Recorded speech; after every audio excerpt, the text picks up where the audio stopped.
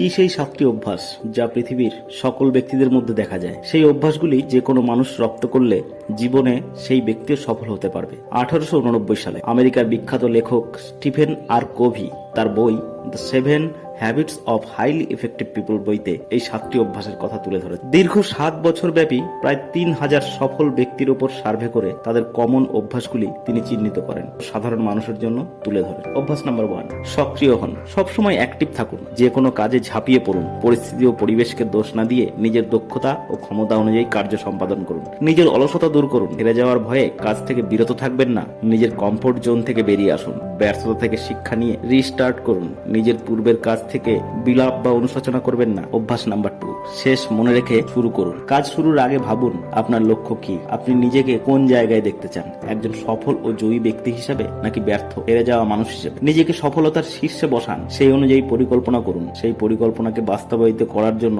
কঠোর পরিশ্রম করুন। সাফল্য আপনার হাতের মুঠোয় ধরা দেবে। অভ্যাস নাম্বার 3, প্রথমের জিনিস প্রথমে রাখুন। আপনার বর্তমানের কিছু আচরণ বা সিদ্ধান্ত আপনার ভবিষ্যৎ নির্ধারণ করবে। আর বর্তমানের যে কোনো পদক্ষেপ গ্রহণের আগে ভাবুন যে এই কাজটির গুরুত্ব ঠিক কতটা। গুরুত্ব অনুযায়ী আপনার কাজগুলিকে সাজান। দৈনন্দিন জীবনে আপনি অনেক ইউজলেস কাজ করে থাকেন যার কোনো প্রয়োজন নেই। আজই তা বন্ধ করুন। যেই কাজ আপনাকে উন্নত করবে সেই কাজে বেশি করে ফোকাস করুন। অভ্যাস নাম্বার 4, শুধু জয়ের কথা ভাবুন। হেরে যাওয়ার চিন্তা মাথা থেকে দূর করুন। সব সময় ভাবুন আপনি জয়ী হবেন। আপনার শুধু একটাই পথ, সেটা জয়ের দিকে যায়, অন্য কোনো পথ নেই। বিজয়ীদের মতো আচরণ করুন। অভ্যাস নাম্বার 5, অপর ব্যক্তিকে বোঝার চেষ্টা করুন, তারপর উত্তর দিন। আপনার সামনের ব্যক্তির কথা মন দিয়ে শুনুন, বুঝুন, তারপর তার মতো করে তাকে বোঝান। আমাদের সমস্যা হলো আমরা সামনের ব্যক্তির কথা কম শুনি। আমরা আমাদের মতামত জানাতে বেশি আগ্রহ বোধ করি। নিজের বক্তব্য বা জ্ঞান জাহির করার আগে অপর ব্যক্তির বক্তব্য বোঝার চেষ্টা করুন। কেউ কথা বললে তার পুরো কথা শুনে তারপর উত্তর দিন। বক্তা না হয়ে ভালো শ্রোতা হন। অভ্যাস নাম্বার 6, সমন্বয় সাধন করুন। বেশি মানুষের সাথে যোগাযোগ তৈরি করুন।